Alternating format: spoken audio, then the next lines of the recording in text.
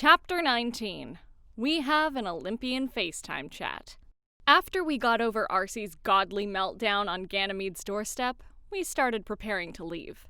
Annabeth borrowed what was at first a fancy-laced satchel that immediately changed into a regular backpack when she grabbed it. I raised my eyebrows at Ganymede, to which he replied, "This palace was supposed to be a paradise, not a prison, Jackson. Items will shift and change depending on the wants and needs of the user." "Too bad Zeus can't upgrade his cabin at Camp Half-Blood the same way, huh?"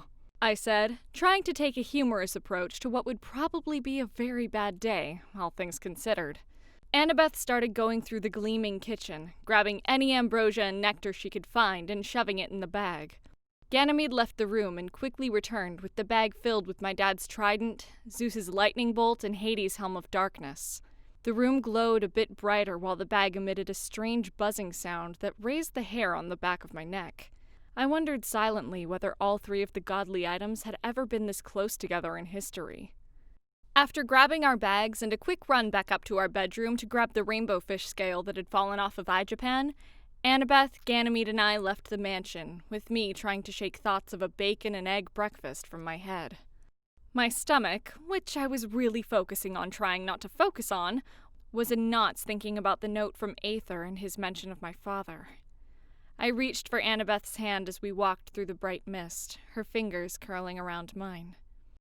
In the other hand, my fingers were clasped around iJapan's scale, the brittle edges cutting into my skin. I held it up in the misty brightness as we walked, studying the rainbow shimmer and wondering if it had any use. I passed it to Annabeth to study, and she eventually sighed and handed it back, the fish scale remaining as normal as usual. Ganymede, hearing Annabeth sigh, looked back at us, his eyes immediately drawn to the scale in my hand. "Is that a remnant from iJapan?" he said, looking like he was holding back a laugh. "Yeah, it's one of his scales that fell off when we fought him," I replied hesitantly, hoping Ganymede wouldn't be mad to hear that we offed his fellow constellation. "iJapan was always so crabby, always trying to fight anyone and anything," Ganymede chuckled, then held out his hand so that he could study the scale as well. He handed it back after some thought, and then added, "It seems like there is an energy to it, Jackson. Do you feel it?" Annabeth looked curiously at the scale in my hands, and then lit up as a thought came to her. "Percy, I want to try something," she said excitedly.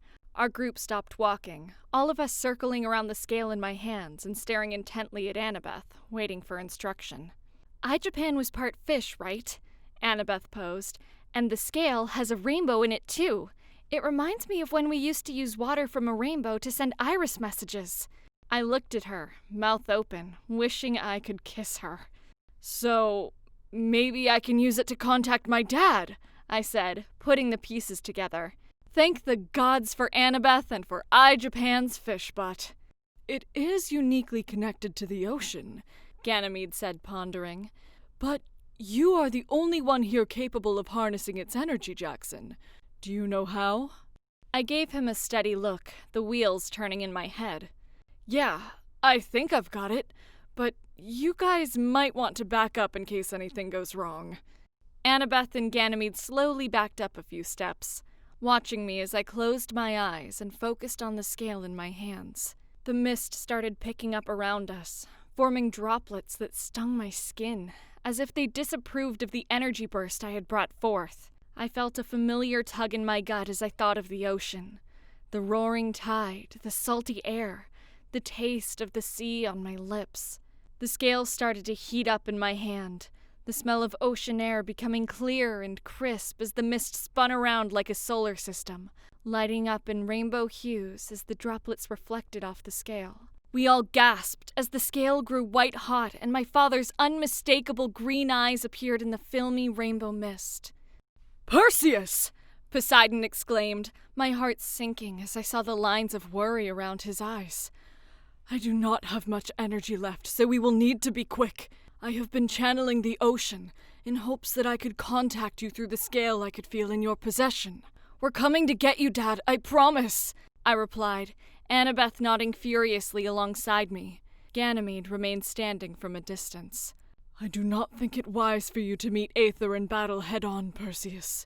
You need to return to Olympus and request help from the other gods immediately. They don't even know what happened to you! Everyone has been searching! We only knew where to look because of the prophecy! I said in a rush, my face flushed at the suggestion that we go back.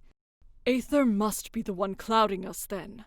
Only he holds the power to conceal us, made easy by the distance between us and Olympus without our tokens, Poseidon said. Ganymede said that he was the cause of the mist, Annabeth said. Poseidon looked surprised at the mention of Ganymede, and then quickly masked it when I chimed in. I thought Aether was gone, I said. He was asleep, deep in Tartarus, much like many of the old gods and titans who have been encountered since. I have no doubt they escaped during the battle with Gaia. Even a slight shift of earth, and they could have risen like air back to their places in the sky, Poseidon said, a note of sadness in his voice. You need to be careful of more than just Aether if you continue on this path, Percy.